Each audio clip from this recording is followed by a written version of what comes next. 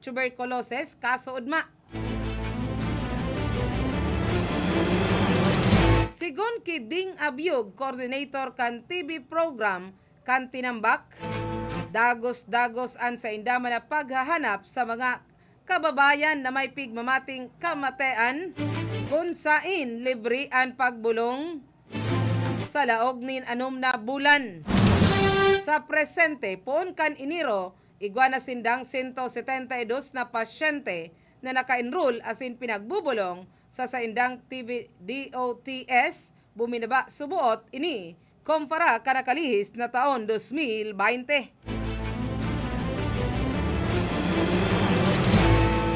An mga may arog kaining kamatian pinag-abisuhan naman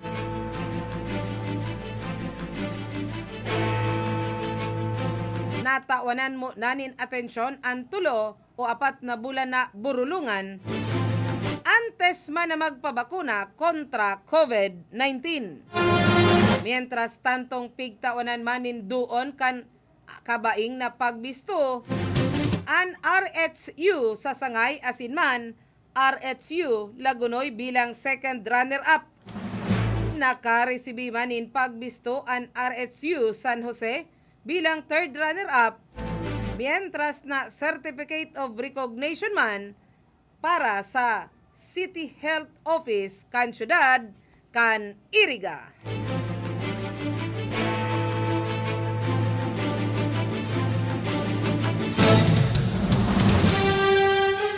Mientras tanto, pigbisita man ngunyan na pagkaagaan Panikwason Elementary School ang pilot school sa syudad kan Naga na nag-o-ofrecer nin limitadong face-to-face classes puon kinder hasta grade 3. Kompleto naman ang eskwelahan kan required facilities. Tagani man na makapagkondusir nin face-to-face classes, igwa man nin nakadistino na duwang nurse para man mag-monitor.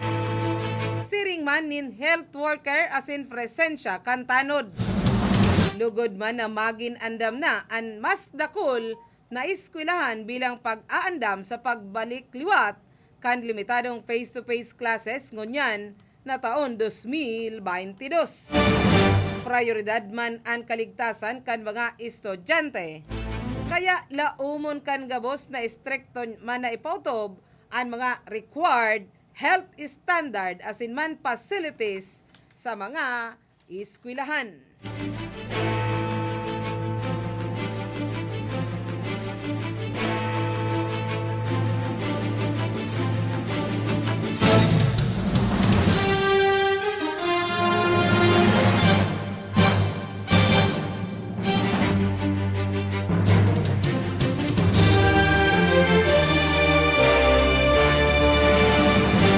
Mientras tanto, sa pagbubukas man kan limitadong face-to-face classes, kaso udmang Huwebes, Disyembre 2, duman sa Panikwason Elementary School sa syudad kan Naga, kabaliman sa mga nagbalik na eskwelahan iyo ang mga estudyante sa kinder asin man grade 1 hasta sa grade 3. Picture tuman kan DepEd Naga naligtas ang mga kaakian. Nagbugtak man sinda nin mga plastic barrier sa kada tukawan asin man pigpapasunod pa man ang social distancing sa laog kan eskwelahan.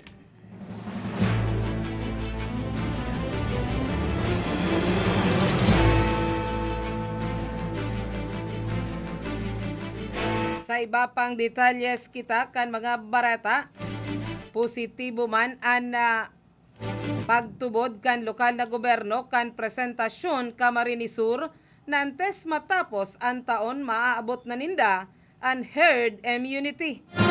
Kasunod ini kan pagiging top 5 kan banwaan sa may pinakadakol na nabakunahan sa ikadawang aldaw kan National Vaccination Day. Sigun Kirihina Bia kan MDRRMO, 2,480 o abuton pa sa target na 705 kada aldawan sa indang nabakunahan, indikasyon na haranin na subuot ninda na makua ang pinaglalauman na herd immunity o 70% sa total na bilang kan populasyon sa lugar na nababakunahan. Mantang ngunyan manal daw, nagpahingalo muna ang abuton sa pukumas o menos sanggatos na volunteer tangani man na ipagpadagos ang bakunahan sa mga masurunod na aldaw. Mientras tanto, alauna nin pagkahapon kan Disyembre 1 taon 2021, pipig sa gibuman an manhunt Charlie operation kan personahes kan PNP kan karamuan sa pangingenot ni Police Staff Sergeant Rostom Dilyoba entel PNCO sa pamamayo ni Police Major Jim Jeremias kaibaman ang 2nd Provincial Mobile Force Company Camarines Sur PPO sa pangingenot ni Police Corporal Sani Cristobal asinman 501st Regional Mobile Force Battalion 5 Karamuan Patrol Base nadakop ang akusado na pinagbistong si Jimar 30 anyos may kasaruan para sisira asin sa presenteng nag-i-star sa barangay Paniman kan sinambitan ng Banwaan. Big arrestar ang suspect sa bertud kan mandamiento de arresto sa kasong act of lasciviousness na may relasyon sa Section 5, Paragraph B kan Republic Act 7610 kan kaso kriminal na numerado 2021-5935 kan Regional Trial Court, Branch 58 sa San Jose, Camarines Sur, petsado Agosto 20 taon 2021. Ini may piyansang 180,000 de pesos para man sa temporaryo menteng libertad. Ang sinambitan ng krimen nangyari kan taon o kan nakalihis na bulan Marso 27 taon 2021 asin man sa paagi kan regular filing na isangat sa korte ang sinambitan ng kaso kan Abril 16 taon 2021. Sa presente ang sinambitan ng naarestar yao na sa pangangataman kan hipatura kan Karamuan Municipal Police Station para man sa magkakanigong disposisyon.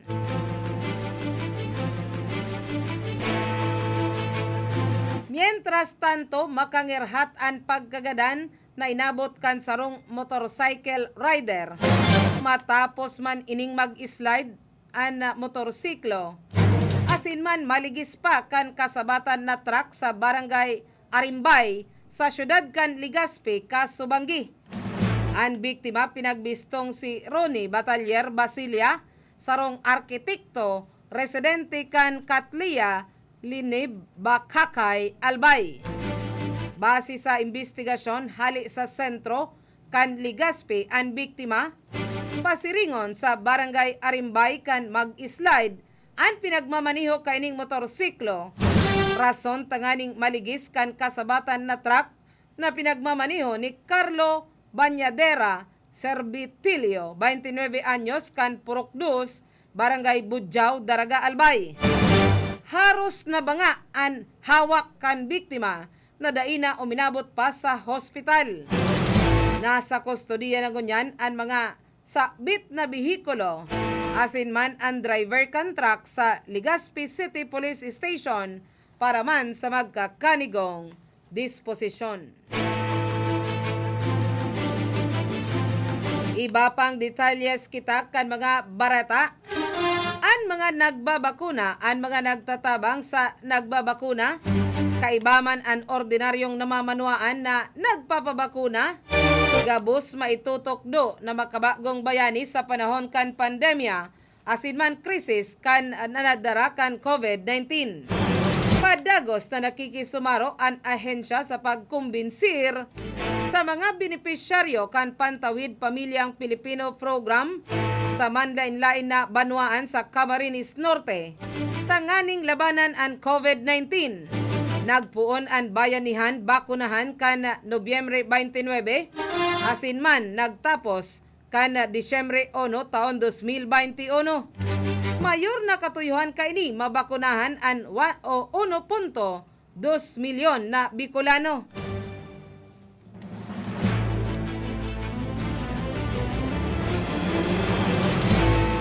Mientras tantong ang mga katutubo man duman sa Camarines Norte, nagpabakuna naman. Abuton sa 282 na mga katudo o katutubo o indigenous peoples haliman sa tribong Manidi asin dumagat sa probinsya kan Camarines Norte. Ang nabakunahan sa ikatulong aldaw kan National Vaccination Drive kan nakalihis na Disyembre 1. Naginibo duman sa Labo Sports Complex, Labo, Camarines Norte. Nagbayanihan ang Camarines Norte Police Provincial Office, Vaccination Team, Camarines Norte Provincial Health Office, asin man LGU Labo tanganing maipautob ang bakunahan. Nagkaigwaman nin feeding program asin nanao nin food pack sa mga katutubo. Sa tabang man kan feeding program, asin man pananao nin food pack sa tabang man kan DSWD Camarines Norte. Tuminaob ang saro man na bangka na pansira kasuudma sa kadagatan na sakop kan Mercedes Camarines Norte sa kasagsagan kan makusog na alon nin huliman sa Northeast Monsoon. Sigun sa report kan Philippine Coast Guard, pasado alas 2 nin pagkahapon kan ma-report sa sainda kan MDRRMO Mercedes ang mapadapit sa luminubog na bangka lunad ang 5 parasisira na pinagbistong sinda Ronald Nime, 42 anyos, Orlando Abainca, 52 anyos, Alexis Nimi, 38 anyos, Ricky Tendernilla, 30 anyos, asinman Elmer Valencia, parehas residente kan Barangay Mambong Ngalon sa sinambitan ng Banwaan. Base subuot sa istorya ni Nimi, may sadiri asinman operator kan luminubog na bangka. Papuli na sinda haliman sa sulong batu kung sain sinda nagsira. Kan abuton asin rapason an sa inda manapig lulunadan na bangka kan makusog na alon sa may parte kan Kanimog Island. Kuminapot subuot sinda sa katig kan bangka, alagad napasuhay si Valencia. Ninhuli kay ni pinag-alerto ang mga kataid na coastal barangay para man mahanap ang nawawarang parasisira. Pasado alas 7 na ninbanggi, kasubanggi kan ma-report kan MDRRMO sa Coast Guard na ligtas na asin nakapuli na si Valencia. Dinaras subuot ini sa Camarines Norte Provincial Hospital para man sa magkakanigong atensyon medikal. Nagpapagirumdum man ang Coast Guard sa mga may sadiri asin operator na perming i-check ang kondisyon kan sa indama na bangka antes man na magpalawod. Asin man magin mapagmatsyag aramon permi an bareta sa mugkamugtakan kan panahon. Nakataas man ngunyan ang gale warning sa kadagatan na sakop kan Camarines Norte. Puon pa kasudma nagpaluwas naman in Sea Travel Advisory ang Coast Guard kung sain dahil pinagtutugutan ang pagpapalawod kan mga bangka na 250 GT pababa.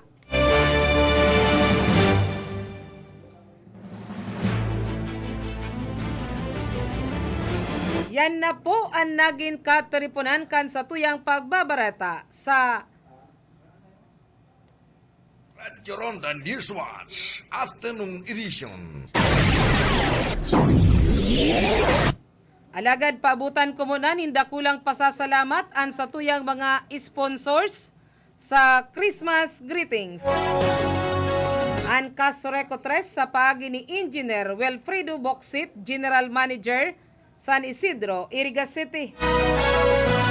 Tags Original Online Shopping sa paagi ni Mr. Josue Abinal asinman ni Dasdas, makukuha sa Santiago Yang, Banwaan Canabua, Camarines Sur. Miss Dina and Mickey Halyari Buro kan Barangay San Esteban sa Banwaan Canabua, Camarines Sur. An Earthly Drops Water Refilling Station sa paagi ni Madam Lourdes D. Rideta makukuha sa 108 Guevara Street, San Roque, Iriga City. Pwedeng apudan sa 0998-452-2518. FC Oliver Hardware sa paagi ni Franklin Oliver, Pilarca, Poblacion, La Purisima, Tinambak, Camarines Sur. Asin man ni Engineer Rene Salazar kan Barangay Palestina sa Banwaan kan Pili, Camarines Sur. Nakaibahan ta sa lado technical digdi sa satuyang studio si Engineer Abilindon Turalio. Si Tony Saison ang satuyang Information Officer. Si Ma'am Kayla Reyago Ligasyon sa opisina. Yao naman ang masunod sa sakuya si Kagawad Elma